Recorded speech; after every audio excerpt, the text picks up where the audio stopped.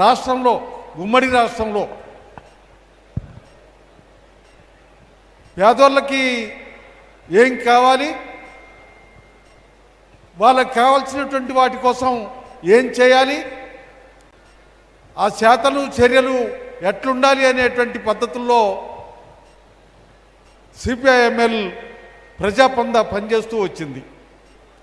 ఆ ప్రజాపందలో ఉన్నటువంటి నేను ఇలా మీ అందరికీ ఓ గొప్పగా చిత్రీకరించి చూపించబోతున్నారు. ఇప్పుడు మాట్లాడినటువంటి వాళ్ళు కూడా నన్ను గొప్ప నాయకుడిగా మాట్లాడారు. నేను గొప్ప నాయకుని కాదు అని నేను అనుకుంటున్నా. సామాన్యుల్లో సామాన్యుని, సామాన్య ప్రజల కోసం ఆ ప్రజల్లో ఉండి ఆలోచిస్తున్నటువంటి వాడిని, అట్లా నన్ను చూడాలనేటువంటిది నా భావన.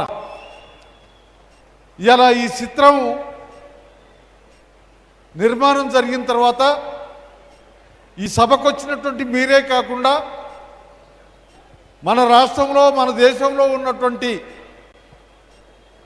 ప్రజలందరూ చూసి ఆ మార్పుకి స్పందిస్తారని చెప్పి, ఆ మార్పుని అమలు చేస్తారని ఆశిస్తారని నేను కోరుకుంటున్నా, భావిస్తున్నా.